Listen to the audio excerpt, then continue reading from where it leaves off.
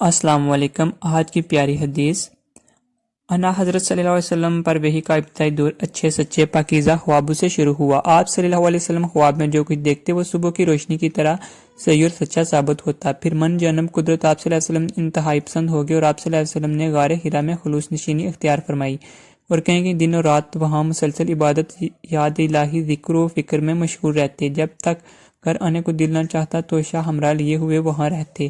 توشہ ختم ہونے پر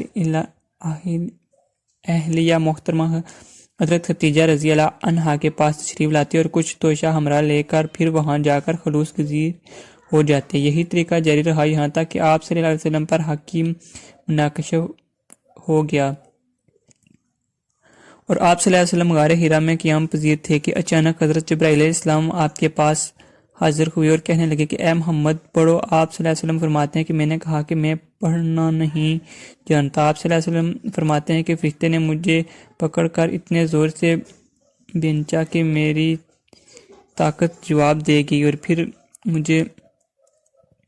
مجھے چھوڑ کر کہا کہ پڑھو۔ میں نے پھر وہی جواب دیا کہ میں پڑھا ہوا نہیں ہوں۔ اس فرشتے نے مجھ کو نہایت ہی زور سے بھینچا کہ مجھ کو سخت تکلیف محسوس ہوئی۔ پھر اس نے کہا کہ پڑھو۔ میں نے کہا کہ میں پڑھا ہوا نہیں ہوں۔ فرشتے نے تیسری بار مجھ کو پکڑا اور تیسری مرتبہ پھر مجھ کو بھینچا، پھر مجھے چھوڑ دیا اور کہنے لگا کہ پڑھو۔ اپنے رب کے نام کی مدد جس نے پیدا کیا اور انسان کو خون کی پھٹکی سے بنایا، پڑھو اور آپ کا رب بہت ہی مہربانیاں کرنے والا ہے۔ پس یہی آیتیں آپ صلی اللہ علیہ وسلم حضرت جبرائیل علیہ السلام سے سن کر اس حال میں غار حرا سے واپس ہوئے کہ آپ صلی اللہ علیہ وسلم کا دل اس سے انوکھے واقعے سے کانپ رہا تھا۔ آپ صلی اللہ علیہ وسلم حضرت ختیجہ کے ہاں تشریف لائے اور فرمایا کہ مجھے کمبل اوڑھ دو، مجھے کمبل اوڑھ دو، اور لوگوں نے آپ صلی اللہ علیہ وسلم کو کمبل اوڑھ دیا۔ جب آپ صلی اللہ علیہ وسلم کا ڈر جاتا رہا، آپ صلی اللہ علیہ وسلم نے اپنی زوجہ محترمہ حضرت ختیجہ رضی اللہ عنہا کو تفصیل کے ساتھ اور فرمانے لگے کہ مجھ کو اب اپنی جان کا خوف ہو گیا۔ آپ صلی اللہ علیہ وسلم کی اہلیہ محترمہ حضرت ختیجہ رضی اللہ عنہا آپ صلی اللہ علیہ وسلم کی ڈر سے بنائی ہوئی اور کہا کہ آپ کا خیال صحیح نہیں ہے، خدا کی قسم آپ کو اللہ کبھی رسوا نہیں کرے گا۔ آپ تو اہلاک فیصلہ کے مالک ہیں، آپ تو کنبہ بے کسوں کا بوجھ اپنے سر پر رکھ لیتے ہیں، مفلسوں کے لیے آپ کماتے ہیں، مہمان نوازی میں آپ بے مثال ہیں اور مشکل وقت میں آپ مرحق کا ساتھ دیتے ہیں۔ ایسے ہی اوصاف حسنہ والے انسان یوں بے وقت ذلت و خواری کی موت نہیں پا سکتے۔ پھر مزید تسلی کے لیے حضرت ختیجہ رضی اللہ عنہا صلی اللہ علیہ وسلم کو ورق بن نوفل کے پاس لے گئے جو ان کے چاچا زاد بھائی تھے اور زمانہ جاہلیت میں نصرانی مذہب اختیار کر چکے تھے اور آپ عربانی زبان کے تکب تھے، چنانچہ انجیل کو بھی حسب منشائے خداوندی عربانی زبان میں لکھا کرتے تھے۔ انجیل سریانی زبان میں نازل ہوئی تھی، پھر اس کا ترجمہ عبرانی زبان میں ہوا۔ ورقہ اسی کو لکھتے تھے۔